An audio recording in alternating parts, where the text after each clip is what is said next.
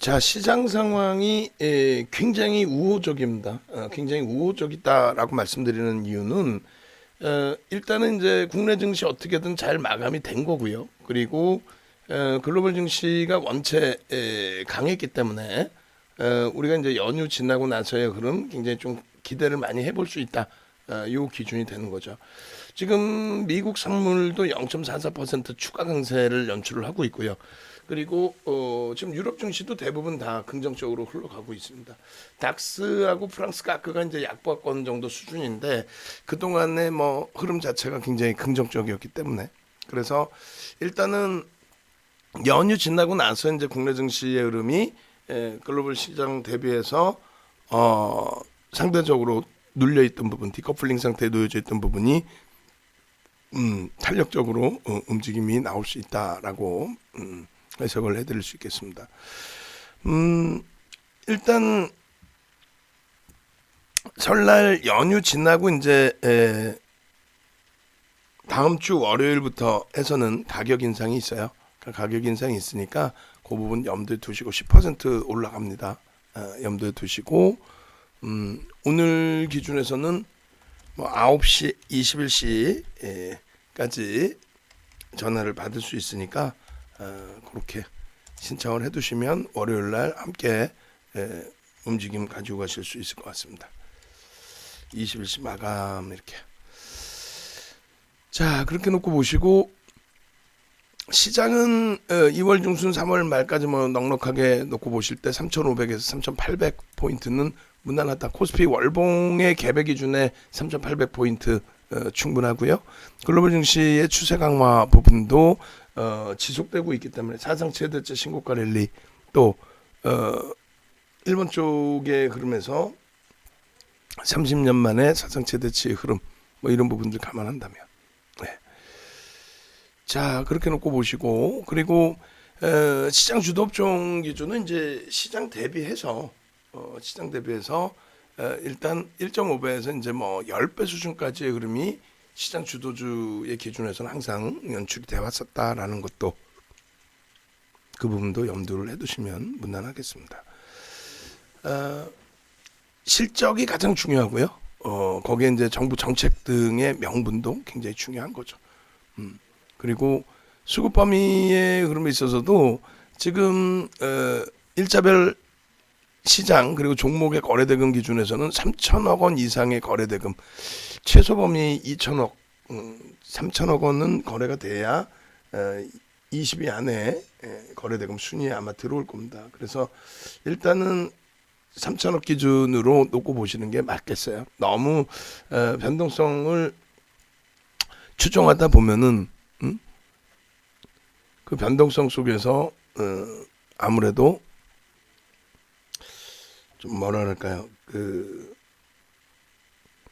대형주들의 주도주에서의 변동성도 충분히 나오는데 소형주 기준에서의 그 변동성만을 추구하다 보면은 아무래도 좀 낭패를 보시는 경우도 있을 수 있습니다. 주도주 위주에서 좀 더딘 것 같더라도 주도주 위주에서 충분하게 수익을 내실 수 있도록 그렇게 기준 잡으실 것을 권해드립니다. 그렇게 놓고 보시고 그리고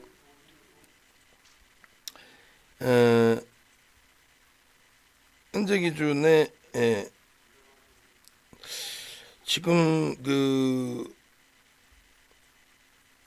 많은 분들이 조금만 시장이 흔들리면은 대세 하락 또 혹은 기다리는 조정의 깊이가 좀 깊어질 수도 있다. 뭐 이런 식으로 좀 해석들을 많이 하시는데 제 입장에서는 결코 그렇지 않다라는 거예요. 무슨 얘기냐면은 시장이 대세상으로 흘러가고 있을 때 또 글로벌 증시도 그렇고 지금 현재 유동성의 흐름도 그렇고 그럴 때는요 일단은 어찌됐건 그 추세 대비해서 고점 찍고 내려오는 폭의 기준이 그렇게 가파르게 밀리질 않아요. 종목 기준에서도 고점 대비 뭐 20%씩 이렇게 내려오는 경우도 없고요. 그리고 시장 자체가 그렇게까지 크게 미끄러지는 경우도 드뭅니다. 시장 자체가. 그래서 막연하게 조정받을 것이야 이런 공포감 갖기보다는 퍼센테이지 위주로 좀 보시는 게 맞다. 그래서 우리가 이제 직전에 가장 크게 조정을 받았던 게 이제 6월 15일 기준에 4.76%. 그게 이제 100포인트 빠진 게 4.76입니다. 근데 지금의 경우에는 뭐 4.76은 거의 5%라고 잡고 150포인트가 빠져야 5% 빠지는 거예요. 뭐 어마어마하게 빠지는 거죠. 근데 그 당시 6월 15일에도 4.76 빠지고 나서 그 다음 날에 갭상승 이후에 5%대 강세가 나오면서 하루 만에 다 돌려놨어요. 그게 이제 그날의 마지막 그 저점, 전체적인 추세에서. 결론적으로 기다리는 조정이 그렇게 쉽게 오지도 않고요. 그리고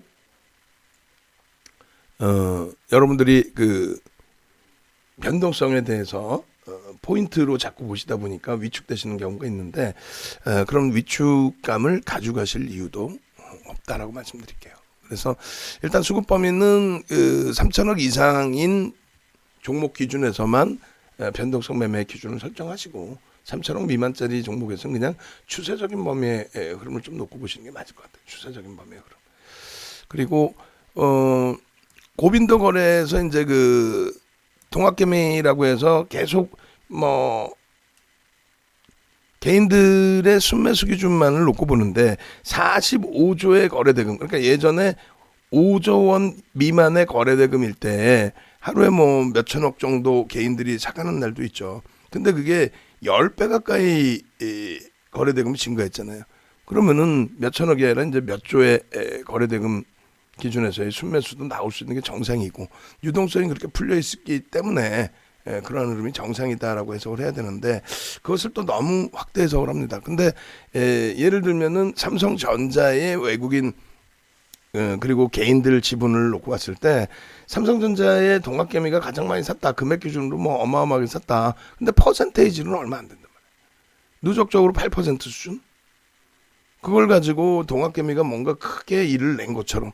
근데 외국인들의 지분은 삼성전자가 55% 수준이란 말이에요. 55%가 이제 하회가 되고 있지만. 그래서 개인 투자자들의 투자 비중을 주식수로 또 금액으로 보면 안 되고 종목별로의 퍼센테이지로 놓고 봐야 된다. 그렇게 해서 삼성전자의 기본 추세는 외국인 기관들이 잡아가는구나 이렇게 생각해야지. 그냥 이제 뭐 동학개미가 많이 산 종목이 뭐 삼성전자가 역시 동학개미 똑똑해서 수익을 많이 냈다 해버리면은 삼성전자를 사지 않고 개인들이 좋아하는 선호하는 그런 종목을 사버리는 경우가 연출될 수도 있다는 거죠. 그런 부분을 여러분들이 좀 진행을 하실까봐 저는 그게 걱정스럽다는 겁니다. 그리고 또 한 가지는 이제 동학개미의 유가증권 시장에서의 실체 부분은 고빈도 거래, 우리나라는 이제 불법으로 규정을 지어놨죠. 시스템상으로 이제 완벽하지 않기 때문에 방어막이라든가 이런 부분이. 그래서 우리나라 기준에서는 고빈도 매매, 시스템 매매 기준에서도 고빈도 매매는 가장 매매나 통정 매매 기준이 설정될 수 있어서 불안전 매매다, 불법이다, 뭐 이런 식으로 이제 그 해석을 해놓는데 어찌됐든 그쪽을 고빈도 매매를 이용해서 이제 시장을 약간 이제 교란시키는 흐름들이 연출될 수도 있어서 그 부분도 이제 좀 염두를 해두셔야 됩니다. 그래서 지금 뭐 동학개미 하면서 자꾸 개인 투자자분들을 현혹시키는 듯한 그런 내용을 가져가고 있는데 여러분들은 차분하게 그 흐름이 실제 개인들, 순수한 개인들의 흐름만을 놓고 얘기하는 것은 아니구나라는 것이 어느 정도는 이해가 되셔야 돼요. 자, 그래서 수급 범위 기준은 크게 이제 설정을 해드리면은 시장의 거래 대금이 크게 증가한 만큼 예전에 교육해드릴 때 1,000억 기준의 흐름 기준이 아니고 3,000억 이상으로 이제는 확대해서 들여다봐야 된다라는 말씀을 드리는 겁니다. 아시겠죠? 그리고 시장의 고점을 논할 때도 뭐 동학개미가 많이 사서 고점이에요. 이런 거는 씨알도 안 먹혀요. 지금 뭐 시가총액이 2,100조를 넘겨져 있는 그런 상태인데 뭐 개인들이 얼마나 더 샀다고 퍼센테이지로 얼마 안 되는데 결론적으로는 주식형 펀드 수익 잔고가 크게 증가해야 된다. 주식형 펀드 수익 잔고가 크게 증가를 그래야만 일단은 시장의 정점, 묻지마 투자의 기준 이런 것을 설정해서 놓고 볼 수 있다 이렇게 설명을 드립니다. 그리고 이제 이 그 1월 19일 기준이라든가 18일 종가 기준이라든가 이런 기준에서 이제 그 전기전자 업종 또 자동차 업종, 운수장비 업종 이런 쪽에 시장에 미치는 영향력 부분 오늘 이제 원고에 있으니까 오늘 원고에서 다시 한번 보도록 하고요. 그리고 이제 어떤 그 시장의 악재 요인, 조정 보복이 있다 할지라도 이런 부분을 먼저 놓고 생각하세요. 모든 악재는 각국의 중앙 정부의 대책이 뒤따라요. 그러니까 코로나19 같은 경우가 우리나라 기준에서 추경 예산 잡기가 용이해지는 거죠. 그러면 이제 정부 입장에서는 그렇지 않아도 좀 자금을 어떤 정부든 야당일 때에는 국고를 잘 쓰지 못하게 막습니다. 방어 역할을 합니다. 그런데 막상 집권 여당이 되고 나면은 또 정부의 기준에서는 어떻게든 자금을 풀어서 개인들의 호감을 사려는 그러한 움직임을 가져가는 게 맞죠. 그리고 시장에서 이제 좀 금융시장 전체적인 충격 또 경제 전체적인 충격이 나올 수 있는 그러한 뭐 코로나19 같은 커다란 내용들이 불거지면은 항상 중앙정부의 대책과 중앙은행의 부양책이 연출이 됐습니다. 가장 대표적으로 이제 최저금리의 유지라든가 유동성 공급이라든가 이런 부분이죠. 지금 이제 최저금리는 바닥금리는 벌써 2008년도에 진행이 됐고 그리고 이제 미국에서 2015년 12월에 금리를 올렸던 부분을 다시 이제 내린 거죠. 다시 내리고 지금 기준에서는 일단은 어찌됐든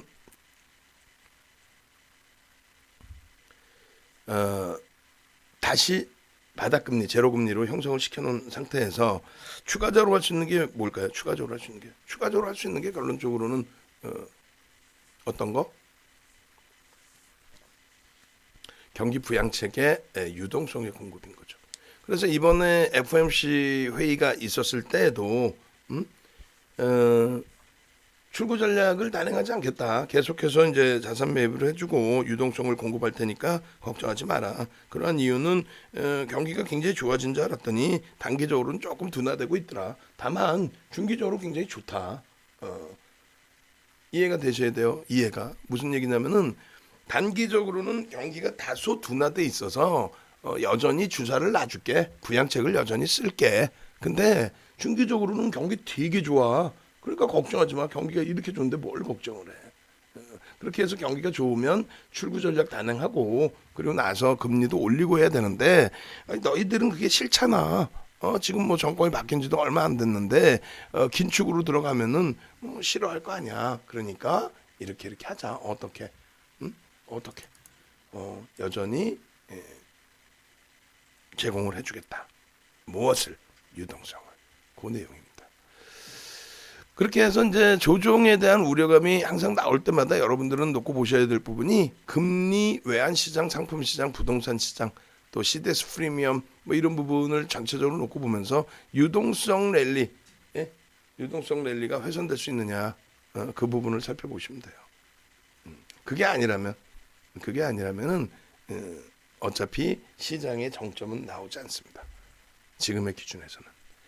그리고 IT가 이제 3, 4주 이상 4주 정도의 고점 대비 눌림폭을 충분히 기간 조정, 가격 조정까지 다 받은 상태예요. 그렇게 되면 이제 삼성전자의 흐름 그런 기준도 상당히 긍정적으로 해석을 해볼 수 있겠죠. 결론적으로 일단 IT의 본격적인 시세 분출이 재차 나올 수 있기를. 그게 이제 연휴 지나고 바로 연출이 될 수 있다는 거죠. 기존에 2017년 얘기를 몇 번 드렸는데 그때도 이제 지금이랑 비슷한 분위기였어요. 그때는 연휴가 길었죠. 2017년도 추석 기준이 연휴가 굉장히 길었는데 그때 당시 한가위를 앞두고 북한과의 관계가 좀 안 좋았어요. 지정학적 리스크가 불거졌는데 좀 너무 심하다 할 정도로 케이블 TV, 케이블 경제 TV 이 검증이 안 되는 사람들이 자꾸 나오니까 그래요. 오래됐고 했다고 검증되는 거 아니죠. 아니 어떻게 케이블 TV 방송에서 주식 방송에서 무슨 뭐 군사 전문가 났어? 이번 핵폭탄 핵실험은 뭐 수소가 어쩌고 아우 진짜 참 그렇게 좀 그 정도의 문제가 된다라고 한다면 금융시장 자체가 열리지는 않겠죠. 응? 모든 게 전부 멈추겠죠. 예? 근데 그 공포 심리를 잡아놓고 결국은 우량주들 다 던지게 해놓고 실질적으로는 어떻게 됩니까? 글로벌 시장도 그땐 강세를 띠고 있었을 텐데 결론적으로 한가위 연휴 지나고 나서 10월 10일 날 갭상승 폭등 랠리가 나와버리죠. 누가? 삼성전자 하이닉스의 갭상승에 의해서 지수가 견인돼 버리고. 지금도 마찬가지라고 봐요. 뭐 그 정도까지는 아닌다 할지라도 시장의 강세, 글로벌 시장의 강세 대비해서 원체 눌림목이 작용돼 있는 상태이기 때문에 오늘 수요일 저녁 그리고 목요일 금요일 기준에서 글로벌 증시가 크게 급격한 조정을 연출하지 않는 한 크게 급격한 조정을 연출하지 않는 한 현재 기준에서는 충분히 연휴 지나고 급등 랠리가 연출될 수 있는 그런 시점이다 이렇게 말씀드립니다. 그리고 이제 요 내용은 이제 방송 원고에 있어서 아까 올려드린 기준이 잡히니까 지금 다시 올려드릴게요.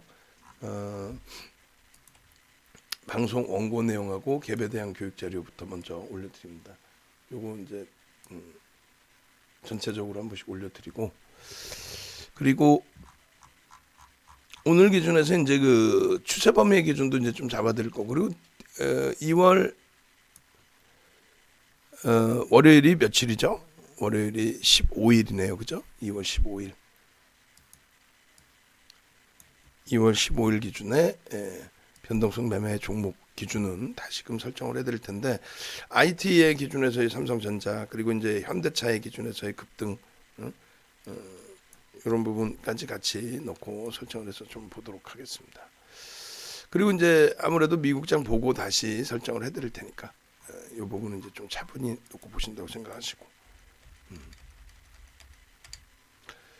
자 이렇게 하고 그리고 우리 그 PPT 방송 교재 내용을 먼저 좀 볼게요.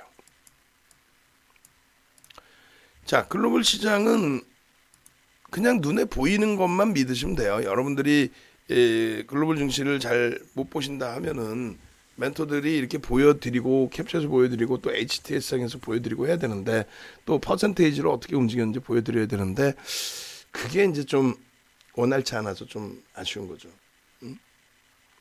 그게 원활치 않아서.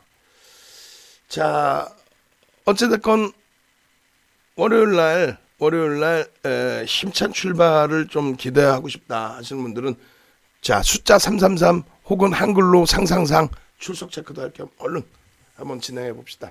333 상상상 지금 아직까지도 목이 이게 완치가 안 돼서 죽을 것 같아. 난 숨도 못 쉬겠어. 333 상상상 얼른 각 채팅방에도 지금 10군데의 채팅방이 있는데 여러분들이 능동적이셔야죠.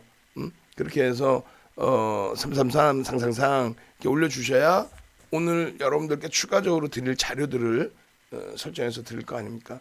그죠? 그래서 오늘 기준에서는 지금 기준에 도서 자료 그 전부 올려드렸나요? 책 한 권 캔들 도서 만약에 안 올려드렸으면은 캔들 도서 통으로 쫙 올려드리세요. 그리고 나서 이제 교육하다가 교육 추세 자료하고 매직 관련된 자료를 또 올려드릴 테니까.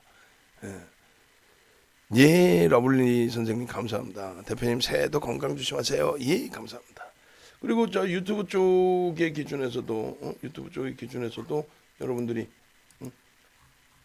신나게 좋아요도 추천을 해주시고 333도 추천해 주시고 유튜브 쪽에도 인원이 지금 유튜브 오늘 연휴 첫날이다 보니까 뭐 이동하시는 분들도 계시고 그러다 보니까 접속 인원이 그렇게 원활치는 않으실 것 같아요.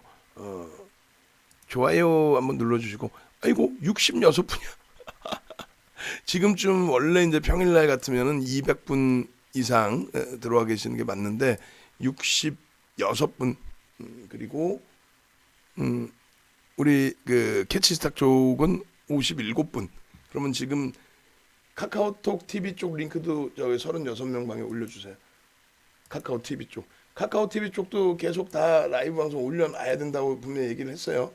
카카오 TV 자체적인 라이브 방송 보시는 분들도 계시고 아프리카 TV 쪽도 더 늘려서 올려야 되는 거니까 카카오 TV 쪽 링크도 지금 주세요. 지금 안 돼 있으면 안 되는 거야. 응? 카카오 TV 쪽에 유저분들도 꽤 되시는데. 자, 그렇게 해서 좋아요 한 번씩 여기서도 눌러주시고, 좋아요 눌러주시고, 네. 그렇게 하시고 교육 진행을 하도록 하겠습니다. 아이고. 자, 보시면은 이렇게 돼 있어요. 다우지수의 월봉의 기준, 그리고 또 다우지수의 주봉, 일봉 다 보시면 돼요. 하나씩 차분차분. 월봉의 기준에서 사상 최대 치고점. 기다리던 조정이 왔나요? 지난해 10월, 11월 달에 눌림목이 있을 때, 특히 이제 10월 말까지의 조정폭이 있을 때 많은 분들이 그 부분에 대해서 좀 뭐랄까요? 걱정도 하시고 우려도 하시고 했는데 윤정도는 계속해서 아니 기다리는 조정 없어요. 나오지 않을 겁니다. 기다리는 조정이 없는데 어떻게 조정이 나온다고 미리 예단하시고 그 부분에 대해서 미리미리 왜 우량주들을 정리해 버리시고 뭐 그런 기준을 왜 잡으십니까라고 말씀드렸죠. 결론적으로 이제 10월 말 11월 초에 물량을 다 뺏겼단 말이에요. 시가총액 1위 삼성전자 6만 원 이탈되고 5만 6천 원까지 내려올 때 이거는 뭐 상속세를 들내려고 100원당 뭐 몇백억을 들낸다고 그런 말 같지도 않은 내용들을 낄낄대고 방송에서 떠들어대고 얘기하는 그 자체가 그게 문제가 있다라는 거죠. 방송에서 낄낄대고 얘기하고 그렇지 않나요? 그리고 두 번째 기준에서 어떻게 됐어요? 두 번째 기준에서 시가총액 2위 하이닉스에 대한 부분이 2017년, 2018년도에 순이익만 26조를 올렸단 말이에요. 2년 동안에 순이익만 26조. 근데 그 중에서 10조 원 수준을 가지고 인텔의 낸드 사업 부분을 인수해서 세계 2위로 올라서겠다는데 그걸 가지고 주가가 좀 밀린다고 8만 원 이탈됐다고 그거를 악재인 것처럼 악을 쓰고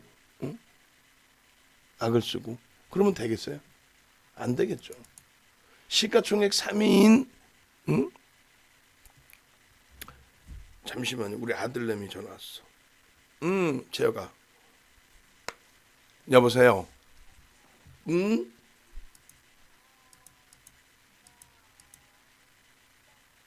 왜?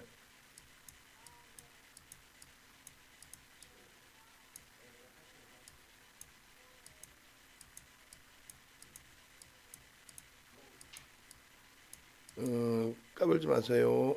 아빠 지금 방송 중이에요.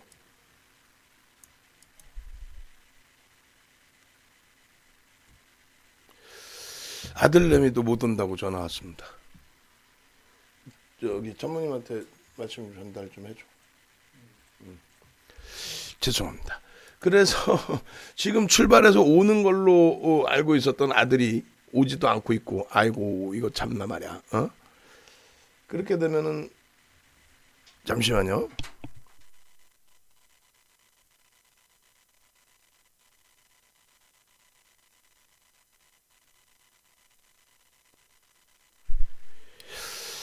아이고 죄송합니다. 그래서 일단은 그 시가총액 1위 그리고 시가총액 2위의 하이닉스에 대한 그럼 시가총액 3위 LG화학에 대해서도 어떻게 했어요?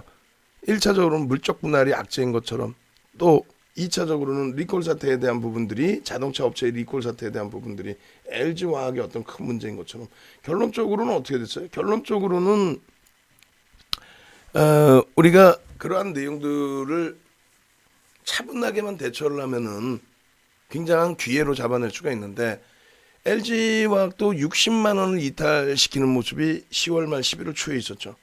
거기에 많은 분들이 투매를 해버리시고 어쩔 수 없이 주변 분위기에 휘둘려서 어쩔 수 없잖아요. 공포감을 주다 보니까. 그래서 노란톡 국민톡에 카카오톡방에 무료방에라도 함께 계시라고 말씀드리는 거예요. 함께 계시라고. 시가총액의 그 4위까지 올라왔던 현대차의 기준도 어떻습니까? 현대차의 기준에 대해서도 대손 충당금 잡는 것이 경영권 승계 작업을 하기 위한 아주 비정상적인 주가 눌림폭, 이런 식으로 이제 해석을 하게 되면서 현대차의 주가가 16만 원을 이탈하는 10월 20일에 기준이 되죠. 현대차의 기준은. 그런 부분들을 아무렇지도 않게 방송에서 아무 생각도 없이 그냥 언론에 그냥 노출돼 있고 누군가가 그냥 나와서 낄낄대고 하는 얘기를, 그 얘기를 그게 기정사실인 것처럼 그 말 그대로 그게 맞다면은 그거는 주가 조작인 거죠.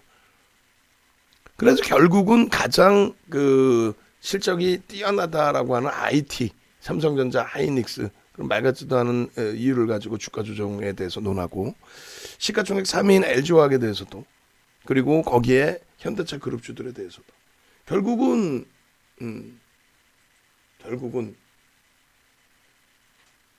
그래서 결국은 그 종목군들에 대한 해석을 조금만 우리가 잘 했다라고 한다면, 그래서 우리는 IT가 주력이었고 자동차가 주력이었고, 그죠? LG화학을 가지고 왔고, 다만 이제 아쉽게 82만 원의 전량 차익 실현하고, 그러고 나서 이제 12월 한 달 내내 이제 횡보의 기준이 잡혀 있었고, 그러고 나서에 그러면서 1월 달에 이제 재편입 기준 97만 원 평균 단가의 기준, 그리고 이제 오늘 식겁을 했죠. 사실상 또 변동이 너무 크게 나와서 아랫방향으로. 근데 다행스럽게 잘 돌려놓는 흐름. 그러면 이제는 다우지수의 월봉, 또 다우지수의 주봉, 다우지수의 일봉, 그리고 마찬가지로 S&P 500 지수의 월봉, 주봉, 일봉, 이것을 놓고 보면서 사상 최대치 고점 행진에 대한 부분을 우리도 동반적으로 가지고 갈 수 있는 흐름이 되는구나. 그걸 해석해야 되겠죠. 또 마찬가지. 나스닥의 월봉, 나스닥의 주봉, 나스닥의 일봉. 결론적으로 이러한 흐름들에 대해서 필라델피아 반도체 지수의 강세 부분이 당연히 전체 시장의 흐름을 이끌어 왔었다라는 거. 지금 이제 며칠 동안 고점을 먼저 찍어 놓고 이제 주춤거리는 거이지, 여기가 시세가 안 나오는 흐름 속에서의 기준점은 아니라는 거예요. 결론적으로 유가증권 시장의 일봉 차트 적절하게 조정 다 받은 거예요. 특히 이제 여기서들 다 돌려놓은 거죠. 여기서 고점을 다 찍고 올라간 건데, 우리나라 기준에서는 이제 어찌됐든 연휴가 끼어져 있으면서 요 자락에서 횡보가 나온 거죠. 반등이 나올 자리에서 누가 횡보를 하고 누가 눌린 거죠? 삼성전자입니다. 삼성전자의 시가총액 비중의 수준이 24% 수준. IT 전체적으로, 그러니까 하이닉스와 삼성전자 이런 쪽의 기준이 얼마? 37% 수준. 그러다 보니까 그들이 눌려 있다 보니까 LG전자는 사실상 시가총액 10위 안에 들어오지는 않잖아요. 그래서 그들이 눌려 있다 보니 결론적으로는 유가증권 시장의 흐름이 이렇게 보여진 거다. 그러면 만약에 이제 그 아까도 말씀드린 것처럼 글로벌 시장의 흐름이 크게 흔들리지만 않으면, 우리 연휴 기간 동안에 그래봐야 오늘 저녁 수 그리고 목금 흔들리지만 않으면, 또 주말 이슈가 뭐 그렇게 비정상적인 그러한 흐름이 아니다라고 한다면, 결론적으로는 어떻게 돼요? 결론적으로는 여기서 디커플링 돼 있는 부분이 굉장히 강하게 표출이 되겠죠. 누가? 어쩔 수 없이 삼성전자, 하이닉스, 시가총액 1, 2 IT 업종에서 움직임을 줘야만 나머지가 쫓아온다는 거예요. 왜? IT보다 실적이 크게 개선된 쪽이 없어요. 규모의 면에서 얘기하는 게 아니라 실적에서. 그리고 이제 자동차 업종. 거기에 이제 뭐 LG화학의 시장 수익률을 넘는 그런 추세 범위의 흐름과 이제 서서히 금융지주사의 흐름도 한 번 더 탄력이 나와야죠. 시중 금리에 대한 부분이 조금 더 긍정적으로 해석이 되기 때문에 최근에 좀 강세를 뗐는데, 이것이 거래량이 더 터지면서 더 크게 움직임이 연출이 돼야 된다는 거예요. 어찌됐건 지금 시장은 상대적으로 굉장히 우호적인 위치다. 우리는 잃을 게 없다. 왜? 미국이나 유럽, 일본이 만에 하나 연휴 기간 동안에 조정을 받는다 해도 아주 급격한 폭락이 아닌 이상은 긍정적으로 볼 수 있죠. 차분하게 볼 수 있죠. 예.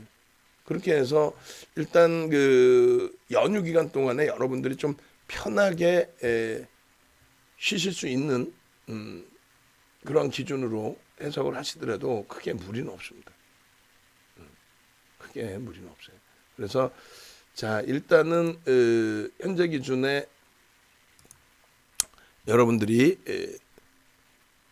이렇게 유가증권 시장에서의 시장 지수를 견인할 수 있는 쪽이 어느 쪽인지를 한번 고민을 해보시고 같이 움직임을 가지고 가보시고, 그다음에 오늘 같은 경우 이제 서비스 업종 누가 있는 거죠? 카카오, 또 네이버, 그리고 엔소프트, 뭐 넷마블 이런 쪽의 서비스 업종 기준에서의 흐름. 오늘 카카오가 상당한 강세를 띄워주면서 또 네이버도 2%의 강세를 띄워주면서 서비스 업종에서의 지수 견인력도 있었고요. 그리고 운수장비 쪽이 시가총액 비중은 7%대이지만 실질 지수 견인 역할은 굉장히 높게 형성이 됐죠. 5포인트, 3분의 1 정도를 그쪽에서 다. 시가총액 비중이 7.64로 좀 줄어들었어요. 8% 좀 넘겨놨다가. 근데 오늘 변동성이 2.33이어서 이들이 끌어올린 거, 그 다음에 서비스 업종이 끌어올린 게 전부 대부분입니다. 지금 그 내일 뭐부터 해서 연휴 들어가고, 그리고 이제 다음 주 월요일 날 시장이 재개장이 될 때, 그때 장중에 만약에 혹시라도 눌림이 나오면은 이러한 흐름들을 다 잡아서 또 올려드릴 거예요. 지금 당장 중요한 부분의 기준은 뭐 당장의 변동성 매매할 종목군들보다도 뭐 그런 종목도 개장 전에 8시 50분 기준에서 올려드리고 있습니다만, 그 흐름보다도 더 중요한 부분은 어떤 거다? 시황을 읽고 내 종목을 진짜 가지고 가야 되는지 아니면 정리를 해야 되는지 고민을 해봐야 될 거 아니에요. 결국은 가지고 가는 게 옳다라는 거죠. 가지고 가는 게. 전체적인 뭐 글로벌 시장의 상황이나 우리가 가지고 있는 펀더멘털적인 부분들. 특히 이제 사실은 펀더멘털적인 부분도 부분이지만 화폐 가치가 그만큼 많이 훼손돼 있죠. 유동성 랠리가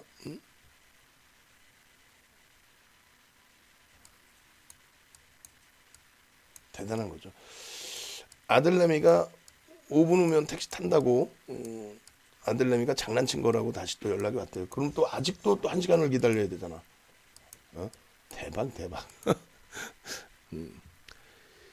보내려면 좀 일찍 보내주지 말이야. 그죠?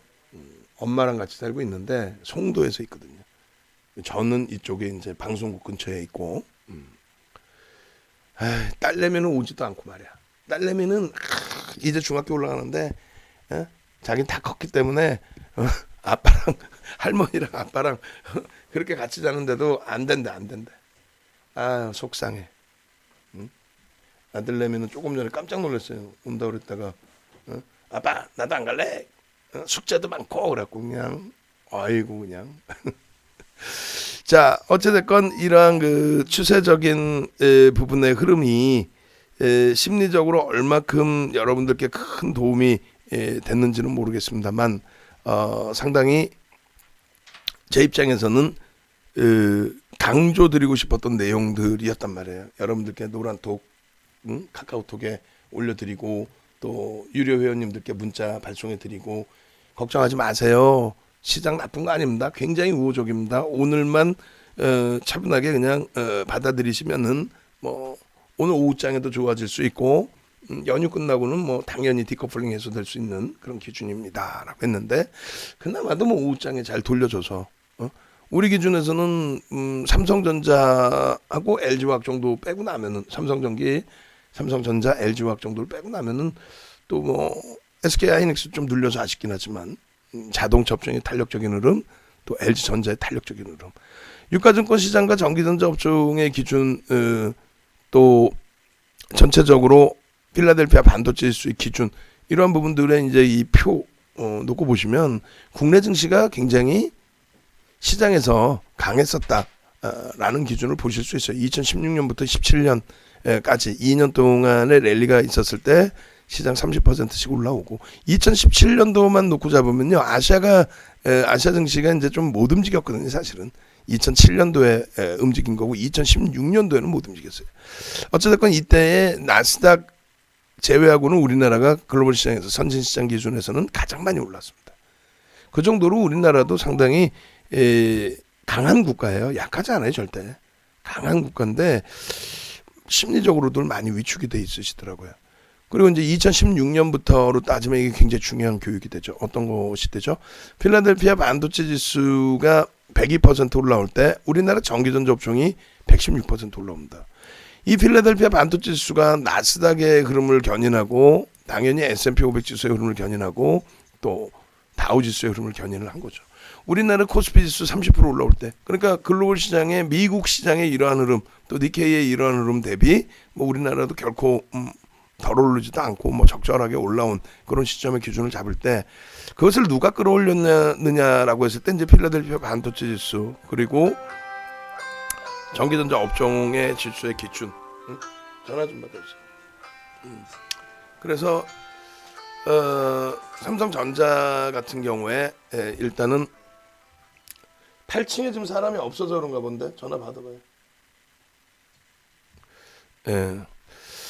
죄송합니다. 그래서 삼성전자와 하이닉스가 전기전자 업종 기준에서도 더 많이 올라오죠. 무슨 얘기냐면은 항상 대형주 1등주를 잡아야 되는 이유가 삼성전자 하이닉스가 가야 그 다음에 LG전자 뭐 삼성전기가 가고 그런 흐름이 나오는 거예요.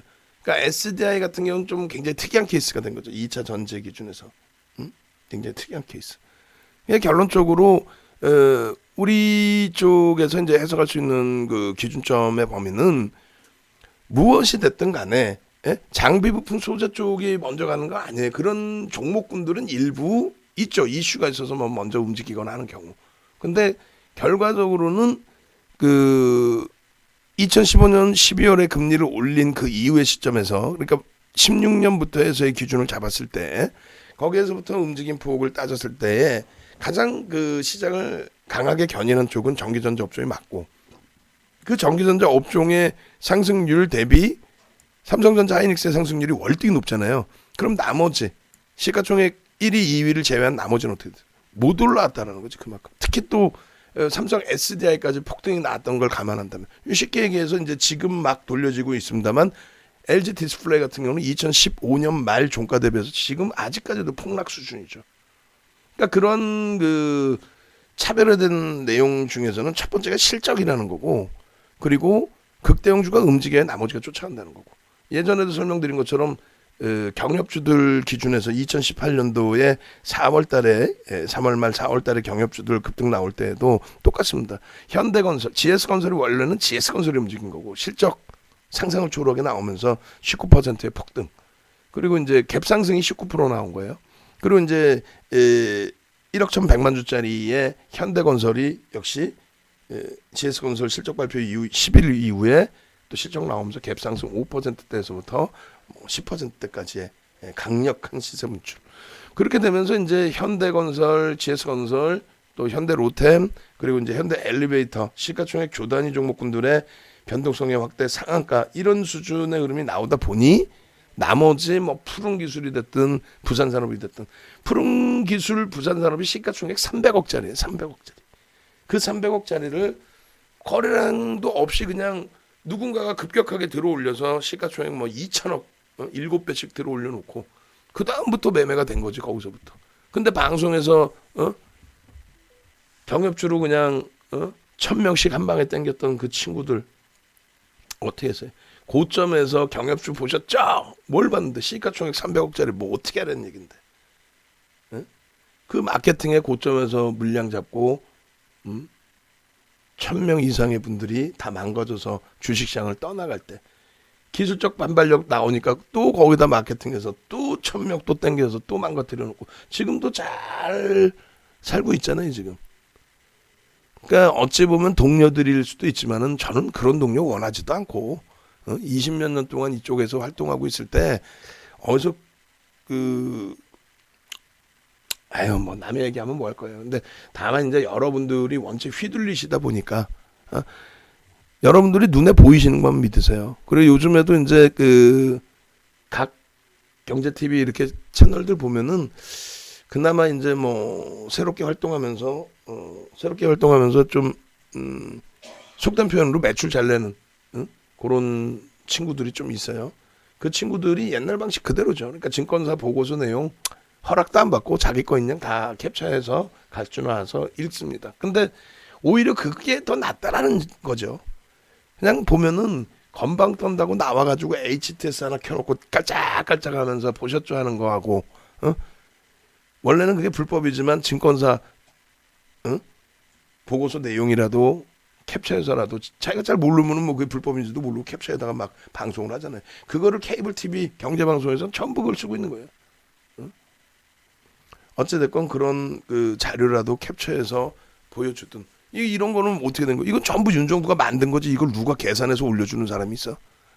계산해서 좀 올려줬으면 좋겠다.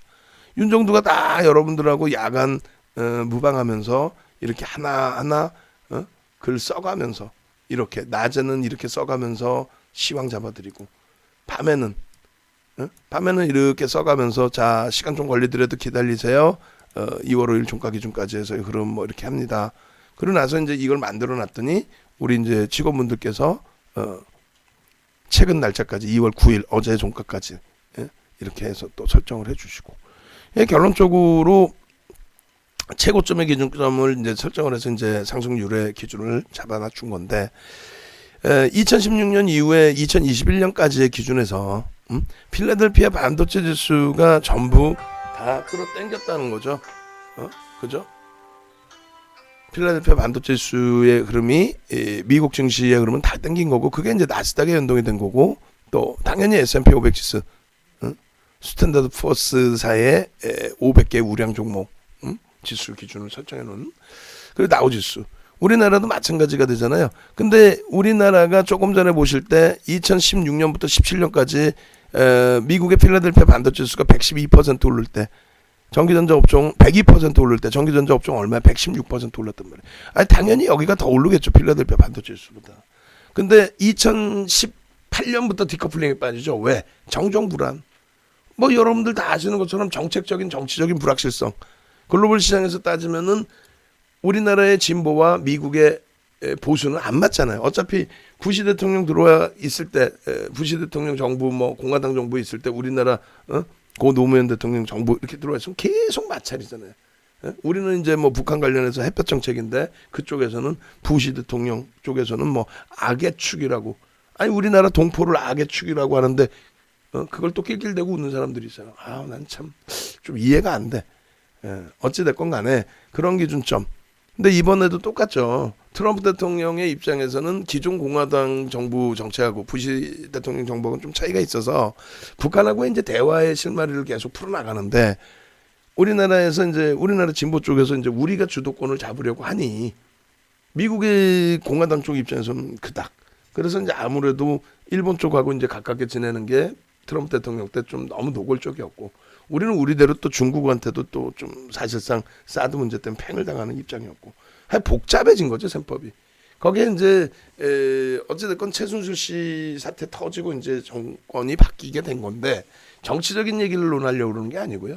그런 상태에서 막상 뭐 저는 정치를 그렇게 안 좋아한단 말이에요. 그러다 보니 뭐 그게 그거 아니야 그 나물에 그 밥 아니야 뭐 이런 식의 해석까지도 확대됐던 거죠. 어찌됐건 시장 금융시장의 기준에서는 뭐 당연히 선진국화되는 과정 속에서 삼성그룹에 대한 클리나 작업도 필요했고 그래서 그룹 운의 불확실성도 확대됐고 결론적으로는 2018년 이후에 우리에게는 금융시장에 접근해 계신 분들의 입장에서는 굉장히 피눈물 나는 디커플링 상황이 돼 있었다는 거예요. 눈 뜨고 있으면 글로벌 시장은 폭등 랠리를 지속하고 있는데 우리나라만 그냥 못 가고 있었잖아요. 결론은 그것이 언제 해소가 됐느냐라고 했을 때 2019년 말에 해소가 된 겁니다. 사실은 2019년 말에 해소가 돼서 2020년도 들어서서 1월 달에 전기전자 업종의 삼성전자, 하이닉스 또 전기전자 업종은 2018년 고점을 2020년도에 뚫고 올라갔단 말이죠. 뚫고 올라갔단 말이죠. 근데 결론적으로 시장은 안 뚫렸죠. 더 약하다는 거예요, 상대적으로. 뭐 실적이나 이런 부분이 뒷받침이 안 되니까. 그래서 일단 어찌 됐건 그러한 흐름들이 이제 2020년 3월 저점 찍고 돌릴 때 흐름에서도 보여질 수가 있는데, 다만 코스피지수 올라온 것보다 전기전자 업종이 제한적이지 않느냐, 혹시 삼성전자 하이닉스가 좀 제한적이지 않느냐, 그렇지 않아요. 무슨 얘기냐면은 여기는 저점이 안 깨졌고 코스피는 저점이 깨진 거예요. 2016년도, 그러니까 2015년도 말 코스피 지수가 얼마였냐면 1960포인트 수준이었습니다. 500포인트가 더 깨진 거고, 전기전자 업종은 그러지 않아요. 그때 당시 그 저점을 깨질 않고 방어가 잘 됐던 흐름이었습니다.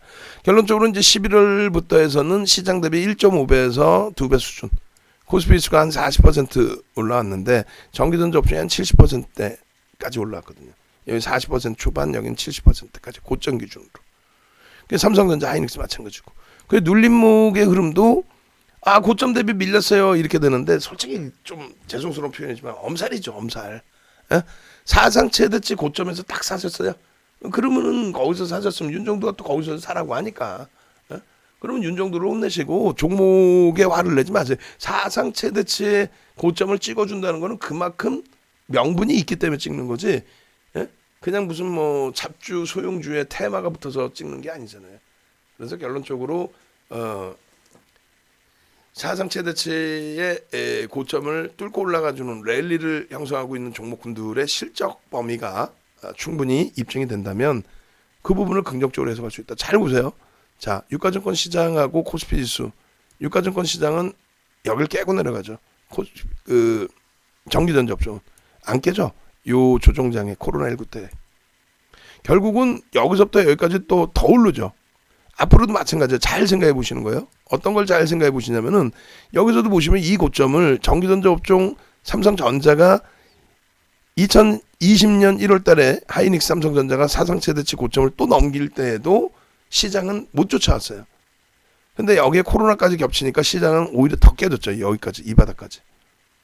근데 결론적으로 시장의 이 고점 지수를 뚫는 건 전기전자 업종인데, 전기전자 업종을 가지고 계신 분들 입장에서 채널 옆으로 돌렸을 때 어떻습니까? 윤정도 이외에는 전부 얘네를 못 팔게 해서 악을 쓰고 난리가 났죠. 삼성전자 뭐 4만 원 간다부터 해서 6만 원 살짝 이탈됐을 때 100원당 상속세를 얼마를 들랜다부터 해서 말 같지도 않은 내용. 왜 방송을 왜 멈춰야 됩니까? 뭐 때문에 그래? 지금 건가? 아까 건데? 뭐 물어보시려고 그러나? 뭐 쪽지를 적어서 주시든가. 여기다 보면 내가 뭐 알아?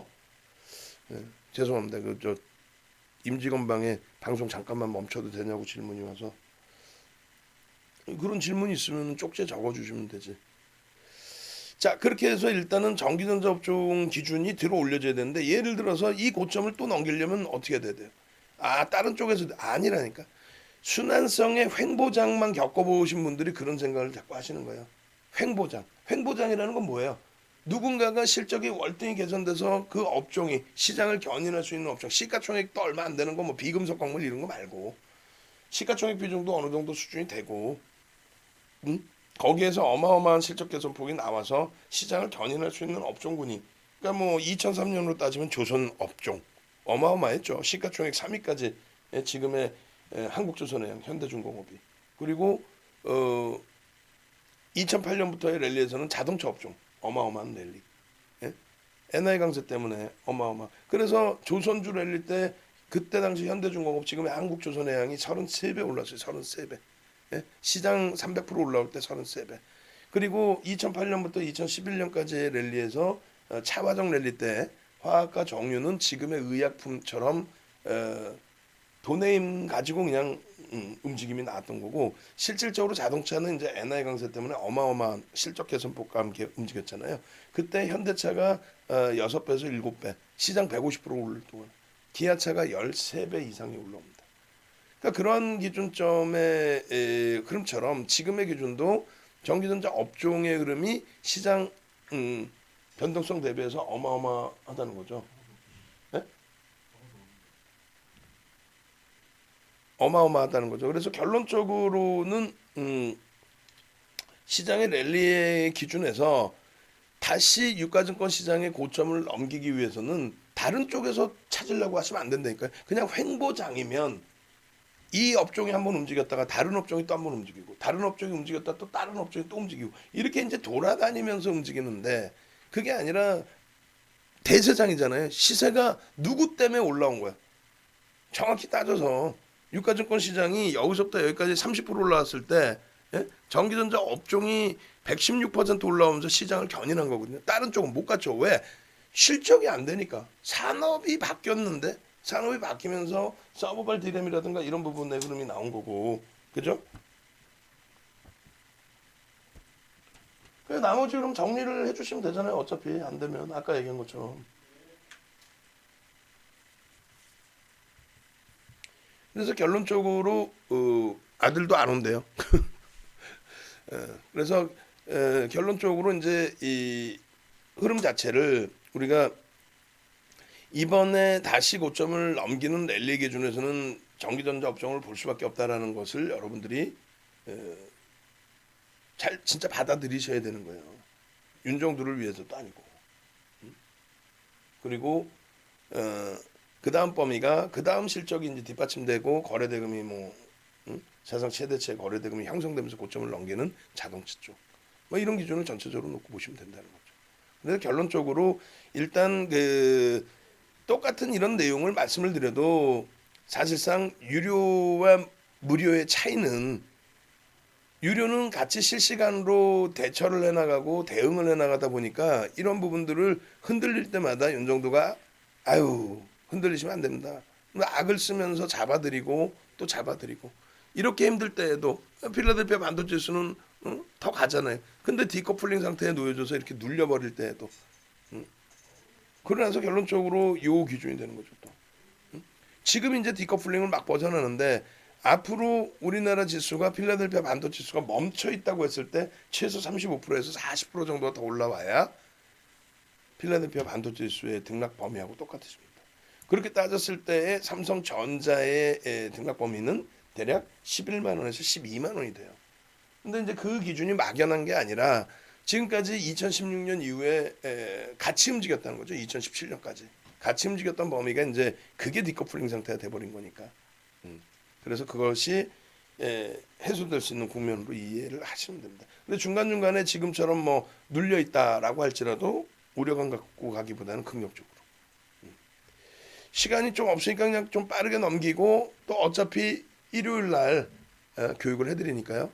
지금 이제 8시부터 해서 조금 차분하게 하나하나 교육을 좀 해드린 거고 일요일 날 또 추가적인 교육 해드릴 거니까 여기 보시면 이제 이런 장이 계속 돼야 돼요. 어떤 거냐면 사실상 이런 박셀바이오나 이런 쪽에 3만 원대에서부터 이제 뭐 교육을 잡아드리고 다 했지만은 이런 종목보다는 실질적으로 이제 그 매매 기준에서 수익을 낼 수 있었던 종목군들 뭐 대웅도 있고 하지만 비중을 들어갈 수가 없었잖아요. 녹십자도 마찬가지고.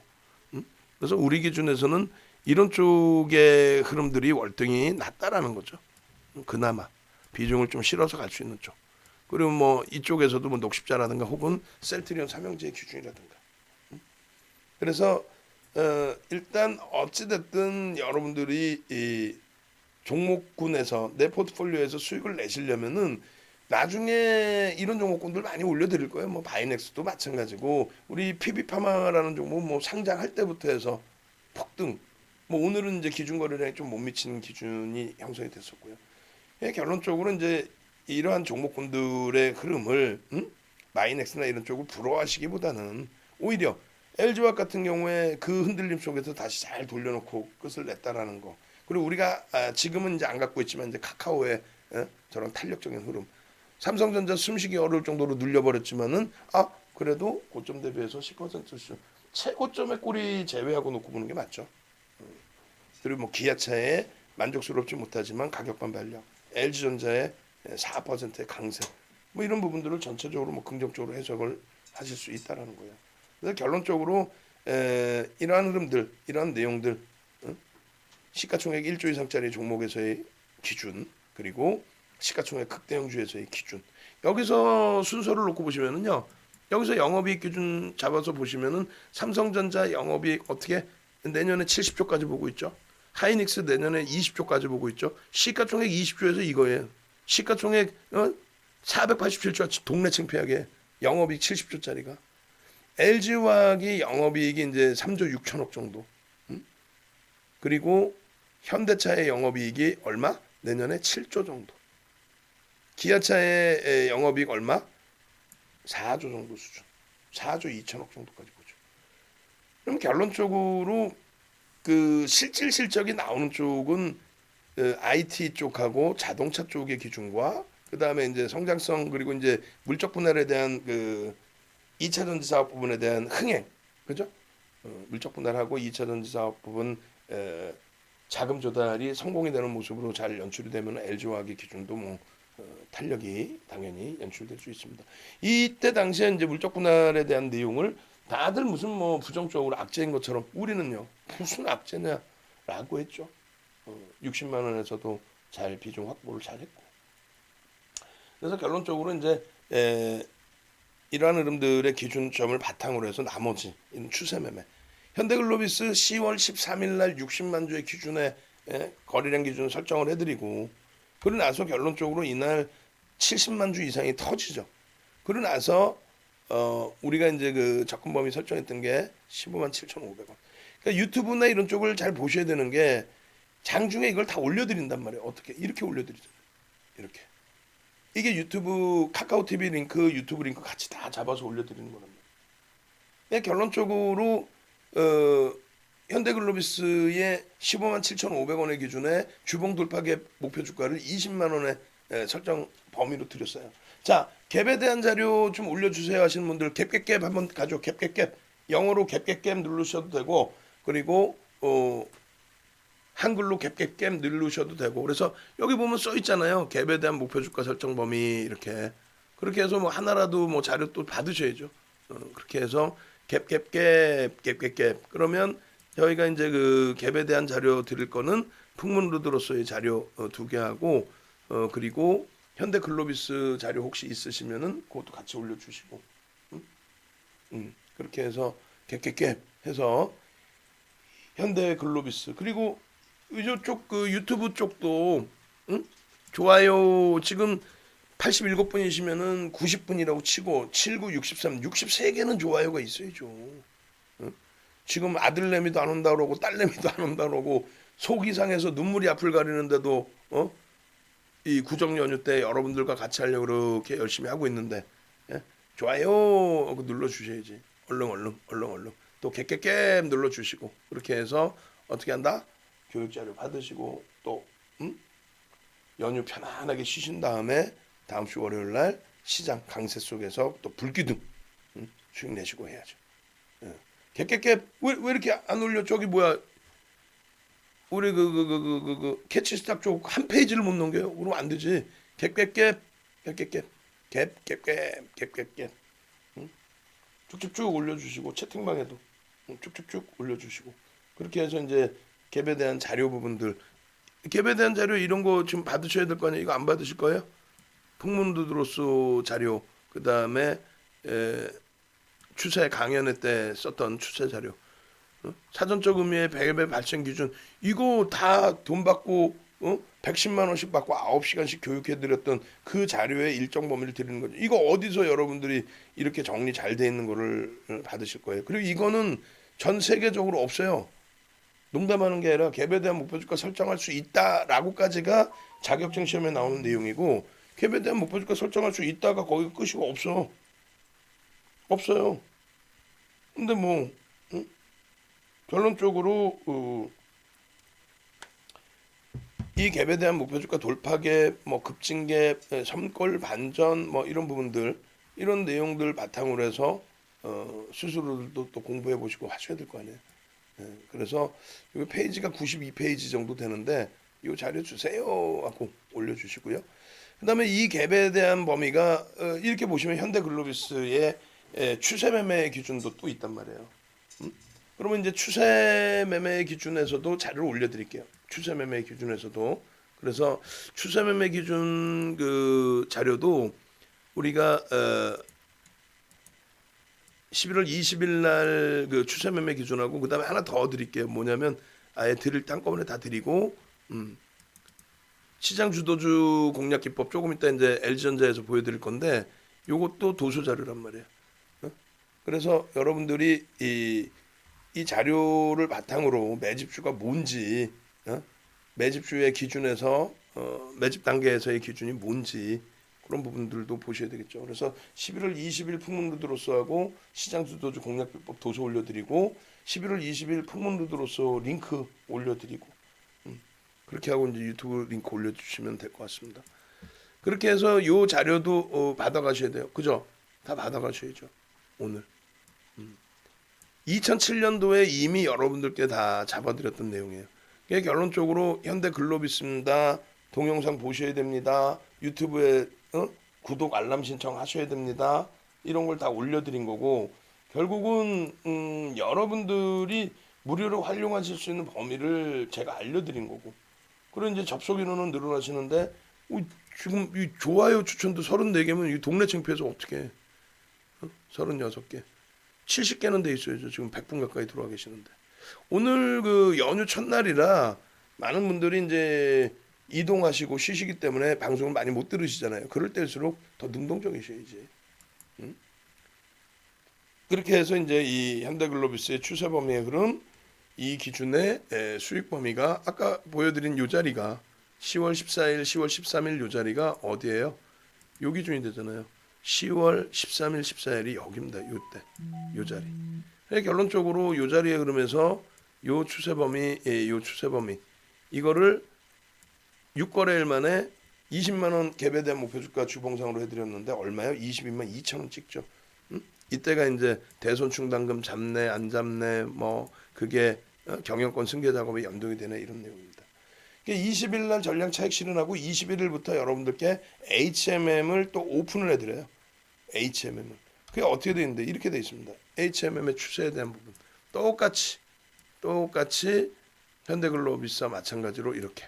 그리고 이제 이것은 지극히 주관적인 패턴의 기준이니까 단기 기준에서도 또 장기 기준에서도 또 볼 수 있다. 23일에도 또 개장 전에 또 이렇게 올려드립니다.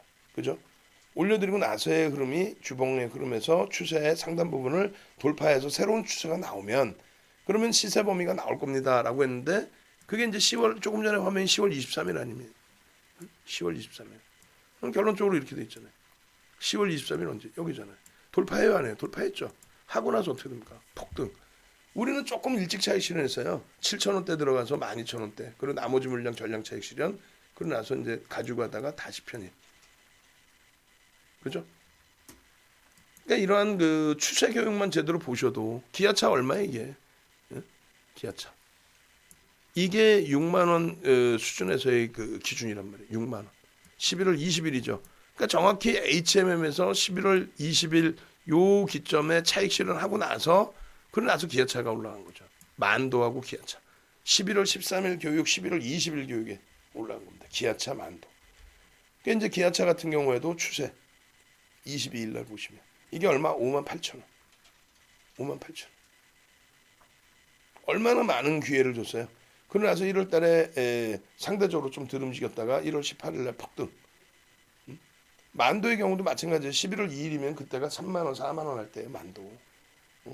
만도. 그렇게 돼서 쭉쭉쭉.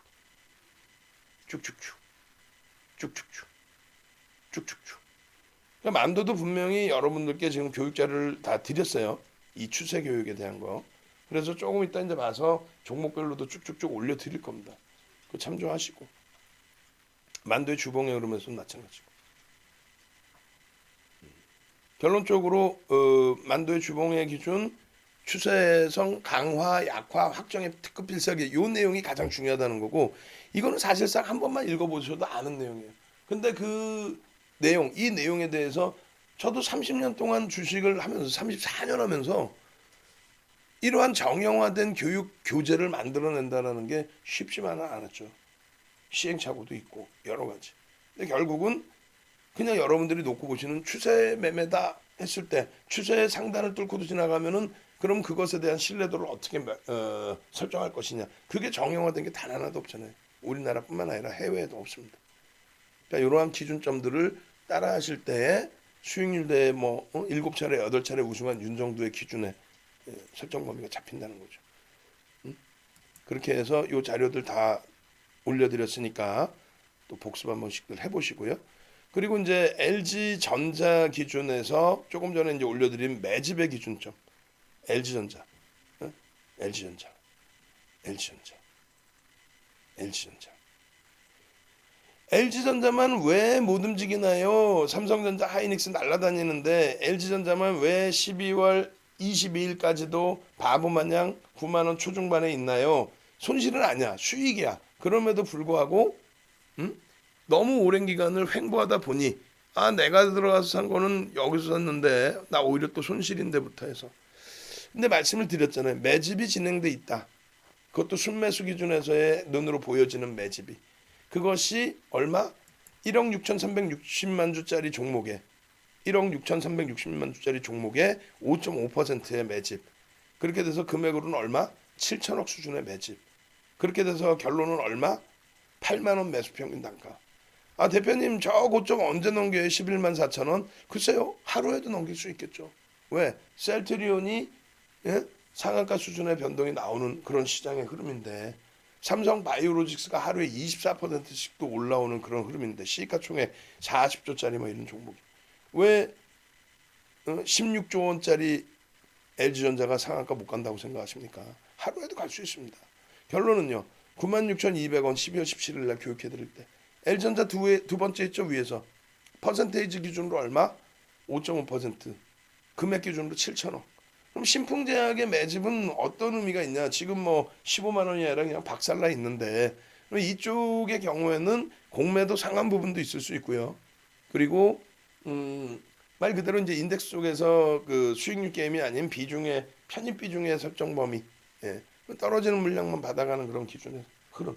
또 시장 수익률을 목표로 갔기 때문에 이 종목이 밀렸다고 해서 뭐 주가 방어를 하는 그런 그 기준으로 설정이 안 되는 기준점으로. 그래서 결론적으로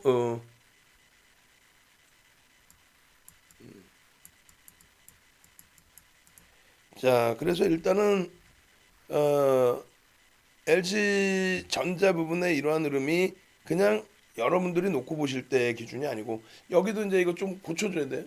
매집주 시가총액 1조 이상짜리 183개 종목이 아니고 지금의 이제 기준에서 우리가 설정해 놓은 것처럼 250개 종목이면 250개. 거기서 상품을 빼야 되면 상품을 빼줘야 되는 거고.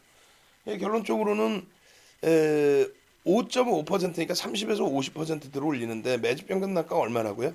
외국인이 대부분 다 산 건데 8만 원이 매집 평균 단가였어요. 5월 1일부터 12월 17일까지. 그냥 막연하게 LG전자 좋아요. LG전자 뭐 물적 분할해가지고 세계 3위 전장업체하고 뭐 합작법인 만들어요. 그게 상한가 갈 내용은 아니잖아요. 그 전에 이미 이렇게 매집이 돼 있었고 평균 단가 수준이 있었고 그러면 가장 좋은 거는 거래량이 터질 때의 흐름에서 기준이 잡히는 게 가장 좋죠. 그럼 거래량이 터질 때의 기준에 여러분들께 LG전자의 매매 사인을 어떻게 드려요? 굉장히 강력하게 잡아드렸죠. 윤정도 양치기 소년이에요. 왜요? 윤정도가 맨날 LG전자 사라 그랬는데 맨날 못 갔어요. 오늘도 뭐 LG전자 사라 하지만 양치기 소년이에요. 결론적으로 12월 달에 LG전자의 경우 보겠습니다. 문자 사인이 어떻게 형성이 돼서 나갔었는지 보시면은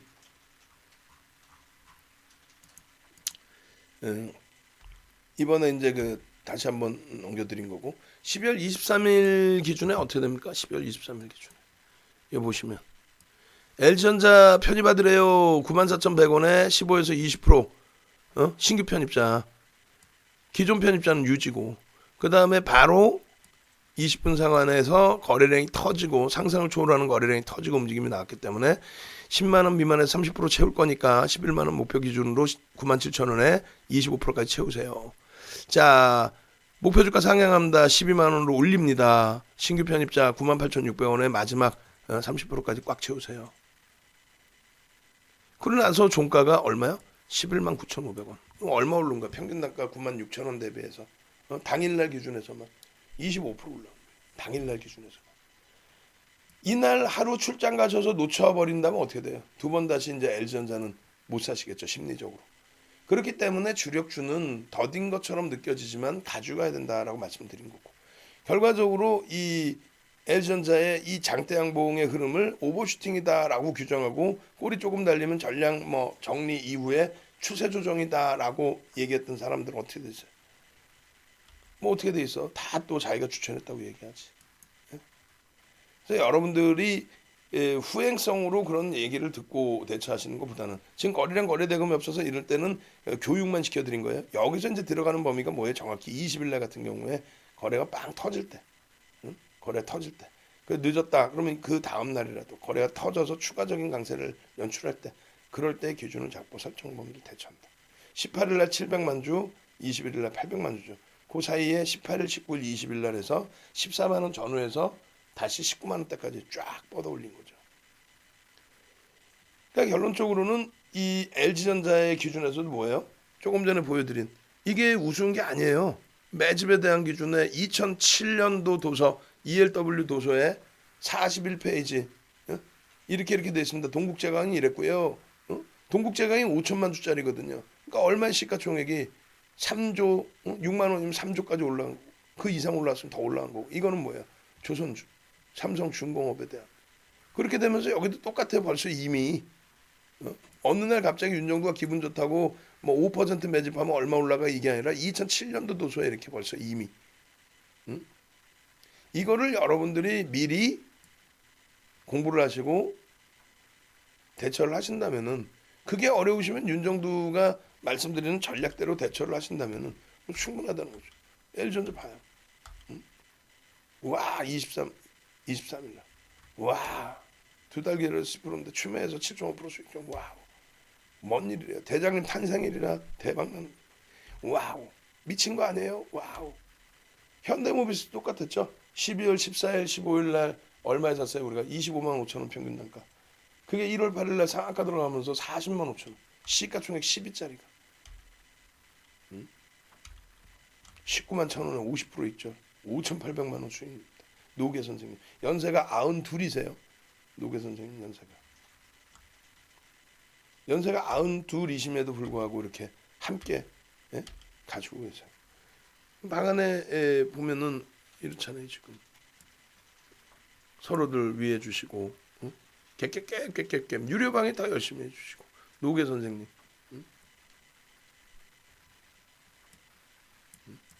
어머님이 93세이세요 하셨는데 노계 선생님도 92세시고,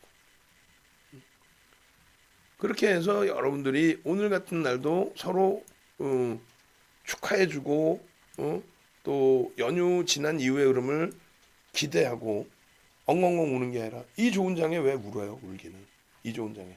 그렇게 해서 LG전자 잘 돌려놨고, 또 LG노텍 탄력적으로 잘 움직여놨고, 아직까지 좀 더 올라가야 돼. LG노텍 이제 맨 마지막 자락에서 편입하신 분들의 평균 단가는 조금 더 높은 수준입니다. 그런데 뭐 다 올려다 나서 뭐 크게 부담이 없고요. 그리고 마찬가지로